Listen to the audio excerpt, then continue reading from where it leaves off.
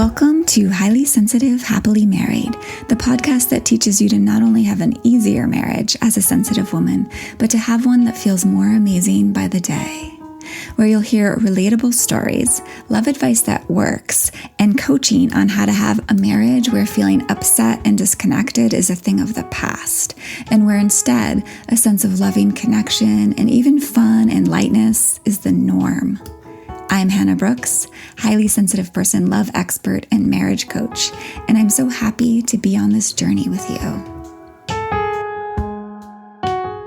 Hello, my beautiful friends. Welcome to episode 153. Before we dive into today's passionate episode, I want to share something that I've created for you. I know it can be really overwhelming to sort through all the relationship advice, even just on this podcast, and figure out what would be most helpful for you personally to focus on that would make your marriage what you most want it to be the fastest. So I made you a quiz that you can take totally for free, and it's called I Want a More Loving, Connected Marriage. Where do I start? This quiz is going to cut right through all the excess that's out there and direct you right to the heart of what will make the most difference in your unique relationship for the fastest shift towards that deeply connected, light, team feel relationship you want with your significant other. To take the quiz, head over to the show notes, or that's just the description for this podcast. I'm going to put a direct link there, or you can find it on my website. It's www.lifeisworthloving.com. That will take you to my homepage, and if you just scroll down just a little bit, you'll find the quiz there. But easiest way is definitely to just go to the description of this podcast and find the direct link there. All right, so let's talk. And I want to start with a little introduction or like a caveat. Because you're highly sensitive, which means you have a big, deep, loving, compassionate heart, even if sometimes it's hard to access it. And I know you believe in living with integrity. This episode might not at first glance feel super relevant to you. But what I found is that even those of us for whom all of this is true, we still nonetheless sometimes fall unconsciously into habits or momentary traps that are partially brought on just by being human and exacerbated by the culture that we live in. And so in that way, I think every single woman in a relationship, or whoever wants to be in a relationship, should listen to this episode. And even if you aren't falling into this trap that I'm going to be talking about today, you are, no matter what, surrounded by people falling into this trap simply by living in our culture.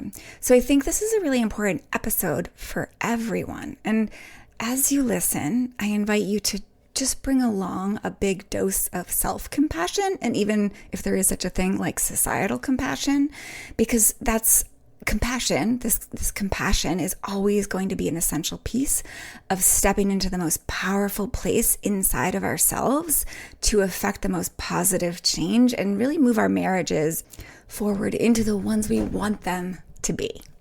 And so with that all said, let's dive in. As women, we often go to our friends and other people in our lives when something isn't going as well as we want it to with our partner, or when an issue comes up or we're upset about something. And that is natural to want to get support that way. There are two main dangers with this that I'm seeing, and I want to break them down into two separate episodes. So the first issue is that it can be really easy to fall into the trap of complaining about our partner, which we're going to call male bashing, with our friends to the relationship's detriment. And we're going to talk about this today and what to do instead. And the second danger, which we're going to dive into next week, is how easy it is when we share with others to let their opinions color our relationship in unnecessarily negative ways. So tune in next episode for that. Now, these two things are somewhat related in my mind, and so there may be a bit of overlap between these two episodes. But I had so much to say that I wanted to pull out these two topics, kind of tease them out a little bit separately, and make them distinct from each other, thus the two separate podcasts. And I'm kind of fired up about today's topic, so get ready. We've got some real talk coming your way.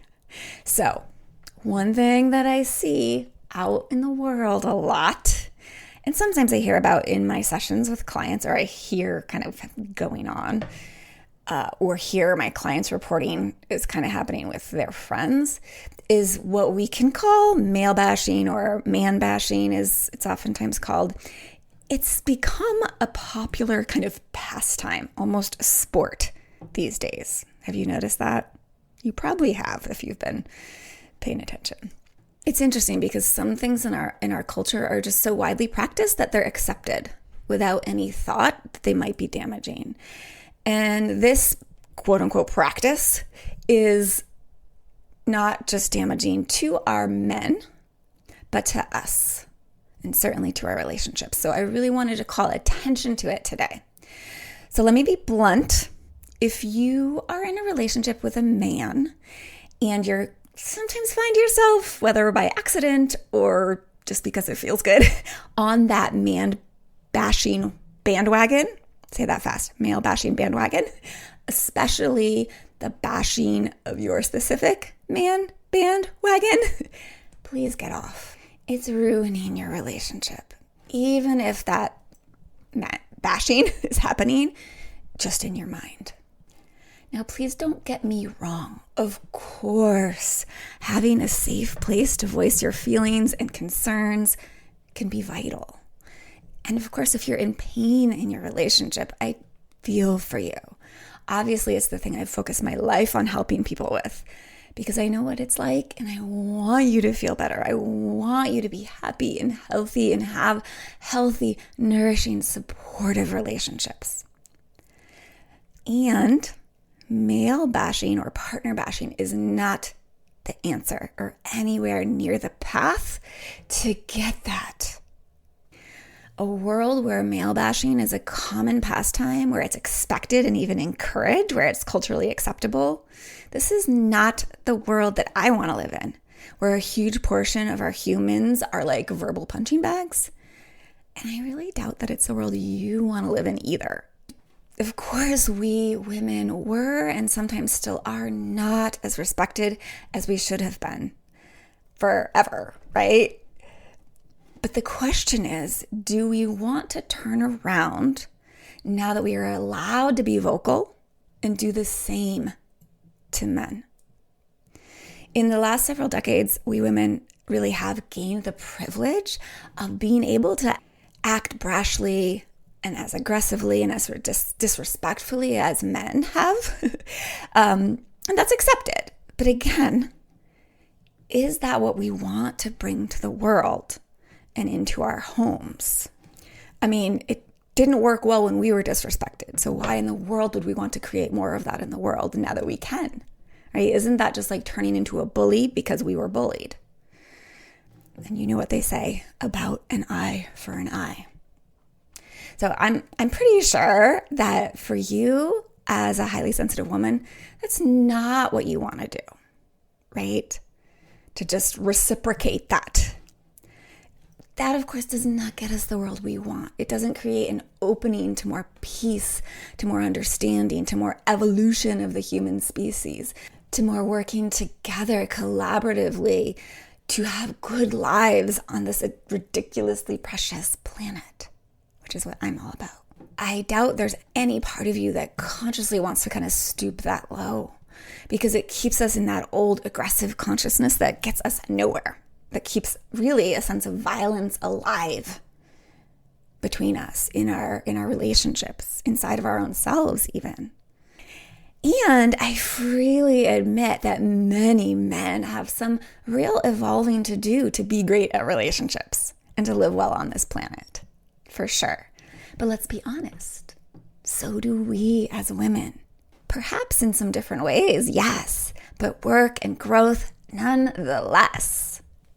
And so bashing the men in our lives, or just men in general, even just in our minds or behind closed doors in whispers with our friends, will never get us closer to the love we want with them. venting and complaining and blaming and griping, these are just some of the words we could call male bashing, right? Those are not strategies that lead to connection, even if you're just doing it with your friends and not directly to or at your partner. So unbridled, unfiltered self-expression of whatever judgment is arising from your primitive lizard brain, i.e. venting, is one of the backfiring tactics you've heard me talk about if you've been listening to the podcast for a while, and that will always take you further from the connection and mutual respect and deep, loving intimacy you want with your honey. I do have an exception on this, so just stay tuned. And if you have not heard me talk about the backfiring tactics, they're just a collection of ways we go about things that actually, they're an attempt to create something good for ourselves or in our relationships, but they actually end up creating the opposite. So unbridled, unfiltered self-expression of all the negative thoughts you have about your partner is definitely a backfiring tactic. And I don't necessarily mean having the thoughts. I mean really kind of hanging out in the thoughts and sharing them with them and just elaborate on them and making it this pastime, right? To blah, blah, blah, all those negative judgments with our friends. And again, I do know it's kind of culturally accepted and even encouraged to vent to your friends about all the things your partner is messing up at or all the ways he's not being the great partner you deserve. But there's just simply no way that that's an activity that's going to get you the kind of connection you want. Nor is tolerating hearing your friends bash your partner a good idea. That's not a good idea either.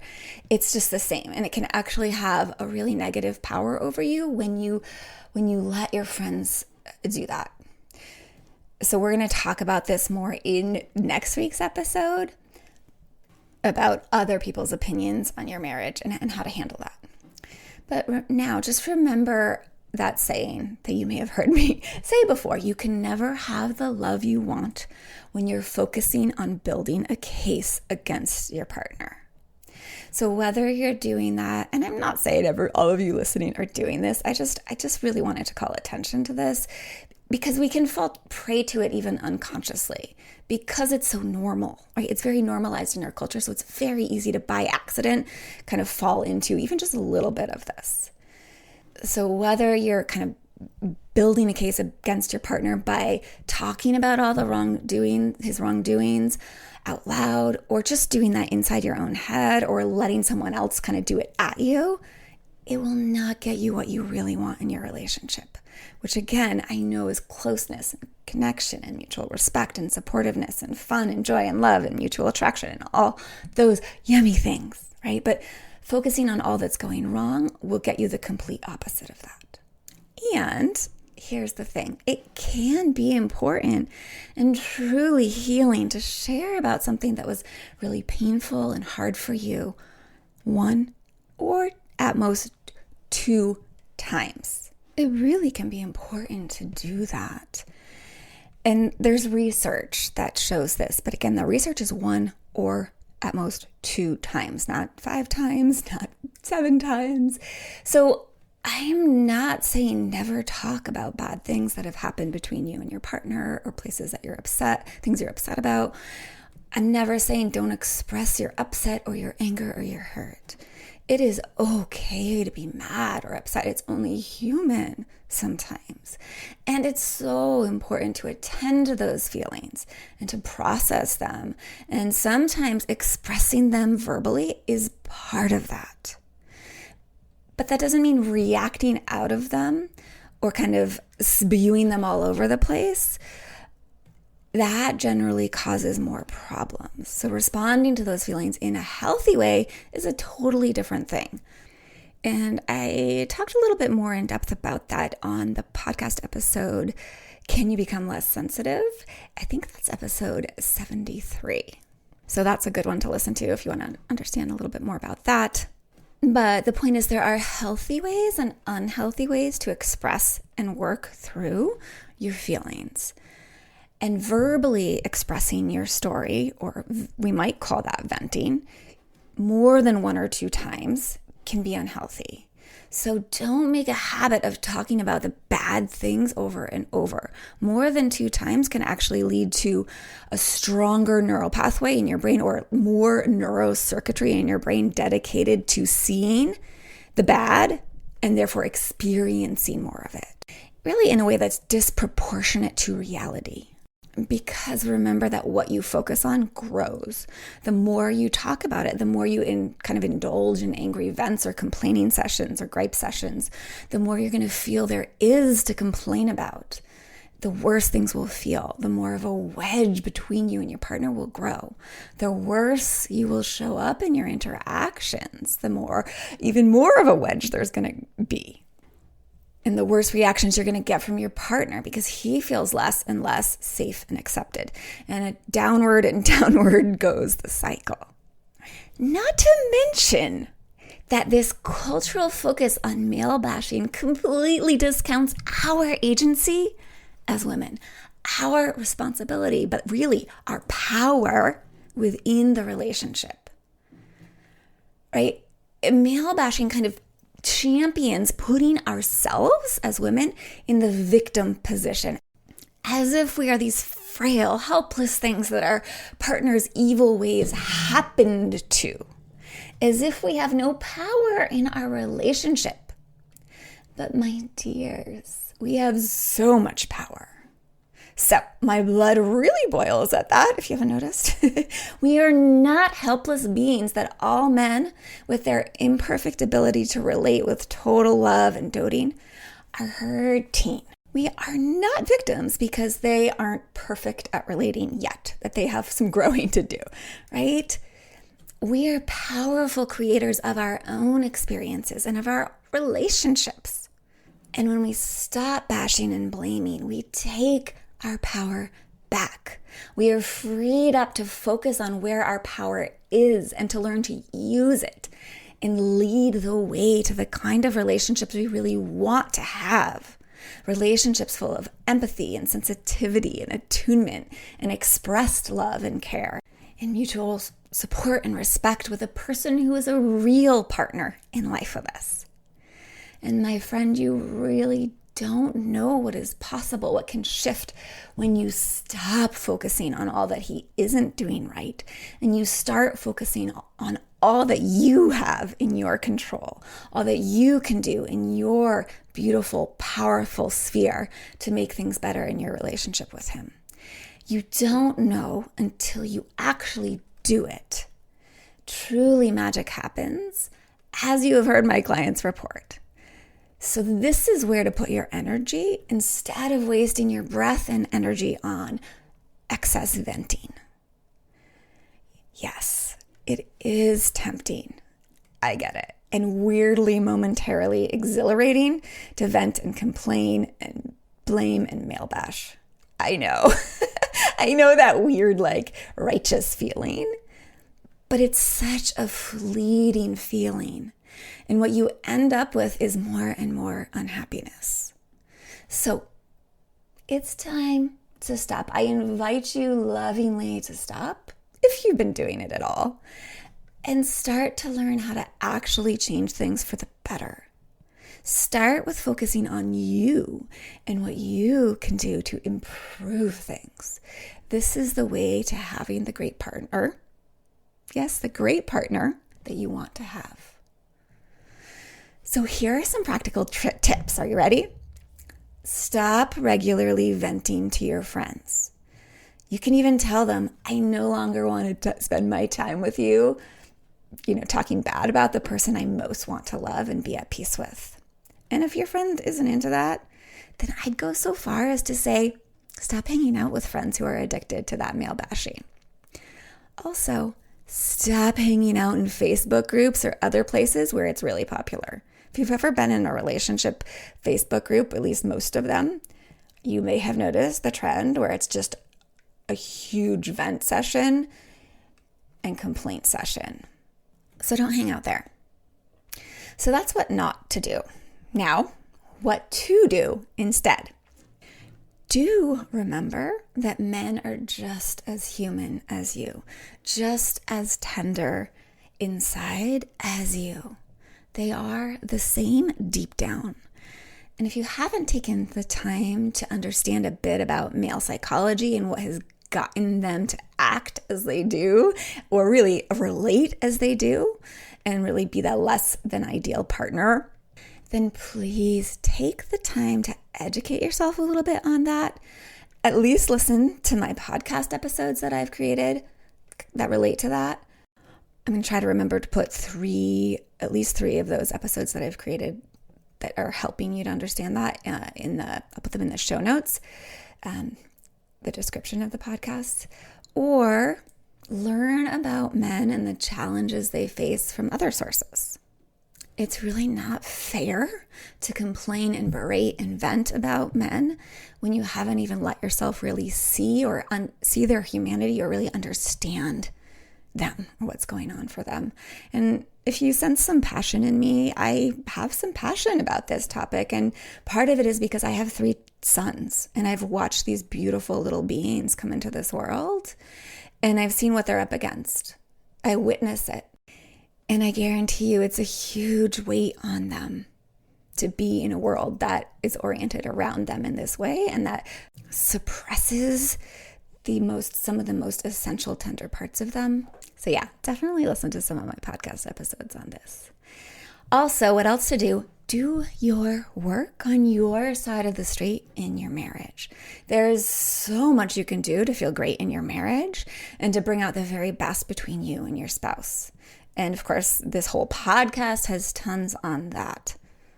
And if you want to know where you would most benefit from focusing on right away to feel better in your marriage and to influence your partner in the most positive ways so that he has the space and the opportunity really to step into being that better partner for you, absolutely take my new quiz. Again, the link is in the show notes. This quiz is going to give you a very tangible starting place for you specifically in your unique marriage. It will help you identify where the first area of focus is for you to be happy in your marriage and to open the doorway for your partner to be that collaborative, wonderful partner that you really want him to be. And lastly, if you do want to commune with your friends about your relationship or about relationships in general, because again, what woman doesn't? I know I like to talk with my friends sometimes. Then please do it constructively for the good of your relationship. I mean, I think it is beautiful and important to have people we can turn towards who will offer us empathy and a compassionate listening ear when we're hurting, when we're struggling in our relationships. Someone who can say to us, yes, I've been there. That hurts. I know what that's like. It hurts, honey. I feel you. How can I support you? Right? That actually is constructive when a friend shows up for us like that. So you can ask her to show up for you that way, right? And another constructive way she can be there for you in your relationship, which you can ask her for, is for you to simply share without all the bitterness what's been hard for you in your marriage while she holds space without adding any fuel to your fire, so to speak. You can just ask her to be a listening ear without making comments while your lizard brain unloads. Well, this part of you that needs to express your anger or hurt has its moment. But ask her not to add any more reason to dwell in these thoughts and feelings longer than needed. I think that's part of the problem, right? With this male bashing thing is like our partner's like, our friend is like, yeah, I know, like what a jerk, right? And then it just like spirals from there and we actually feel worse and worse, not necessarily any better. And in addition to this, or alternatively, you can also ask your friend for her to brainstorm how you could navigate the issue so that you and your partner both come out winning. Come out in a better place. Like this is like strategizing instead of just indulging in how upset you are, right? So that's one way you can put you and your friend's beautiful wisdom to beneficial use. And one more constructive idea is that you could use this time with your friend to share what's awesome about your partner, right? Like why not hang out with our friends and talk about the good things in our relationships, right? You could even invite that to be a topic. Be like, hey, how about we talk about this today? Because that's something that will actually help you feel good in your marriage. And of course, that's what your friend wants for you too. So in conclusion, let's get off the male bashing bandwagon and start to use our time with our friends. If we're going to spend our time with friends in any way discussing our relationships, to do it constructively so that we can create not just the relationship we want, but we can help usher in to the world relationships that are truly mutually respectful and loving and deeply intimate and connected, so that we can leave in the past the sort of emotional violence that has been a part of relationships for far too long. All right, my beautiful friends, tune in next time for more on other people's opinions, specifically in your relationship, kind of a sister episode to this one. And be oh so well.